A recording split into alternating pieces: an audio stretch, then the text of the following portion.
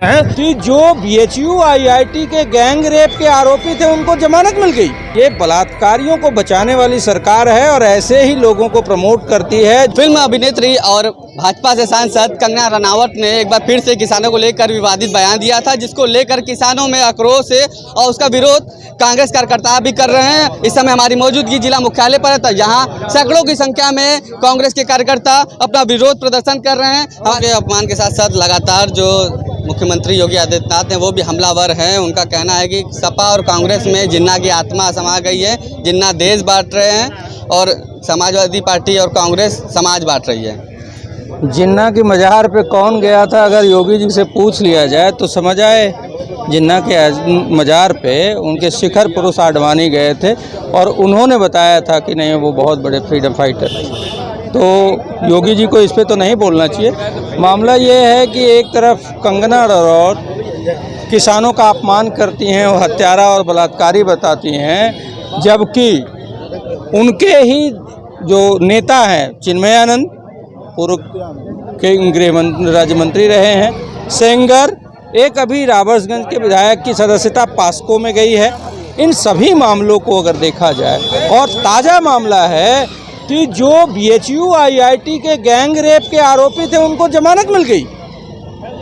ये दोहरा चरित्र है। तो ये बलात्कारियों को बचाने वाली सरकार है और ऐसे ही लोगों को प्रमोट करती है, जो कि अब कंगना की बात किसान नेता ने कहा है पंजाब के कि भाई आंदोलन की बात वो ना करें, क्योंकि आंदोलन का उनको कोई अनुभव नहीं है, रेप का अनुभव है। तो अगर उनकी बात को कोट अनकोट किया जाए तो कंगना जी को खुद शर्म आनी चाहिए। कंगना जी को ये नहीं पता है कि नहीं देश आज़ाद कब हुआ, और ऐसे लोगों को बीजेपी टिकट दे के संसद पहुंचा देते हैं। तो अगर संसद पहुंचाने का काम ऐसे लोगों को बीजेपी करेगी तो देश का संसद कहाँ जाएगा, संविधान कहाँ जाएगा और हमारा लोकतंत्र कहाँ बचेगा। देश के संसद में ऐसे लोगों को भेजने की आवश्यकता है जो किसानों के, गरीबों के हितों की रक्षा के लिए चिंतित हों, जिनका चिंतन हो। और ऐसे लोग जो कि उल जलूल, अभी उनका एक बयान और देख रहा था, मैं कहा कि पहले दलित राष्ट्रपति कोविंद जी, और कोविड बोल दिया उन्होंने। महामहिम रहे हैं हमारे देश के, तो नाम उनका कम से कम शुद्ध लीजिए। कोविंद जी को कोविड कह देते हो तो शर्म आनी चाहिए कंगना रनौत को, और उनको इतिहास पढ़ना चाहिए। KR नारायणन जी भी दलित समुदाय से ही आते थे। कांग्रेस ने कभी समुदायों में भेद नहीं किया, कभी ये बात नहीं की, लेकिन बीजेपी ऐसे फ्रिंज एलिमेंट को पहले प्रमोट करता है और उसके बाद साक्षी महाराज, नूपुर शर्मा, प्रज्ञा ठाकुर, कंगना रनौत, स्मृति ईरानी, ये ऐसे लोग हैं जो कि हमेशा ही विवादित बयान देते हैं और भाजपा उनको प्रमोट किया करती है। तो ये भाजपा का चरित्र है। क्या कुछ मांग करते हैं आप लोग? नहीं, मैं तो ये मांग करता हूँ, चूँकि बीजेपी ने एक लेटर जारी किया है और उसने कहा है कि ये कंगना का बयान है, हमारा नहीं।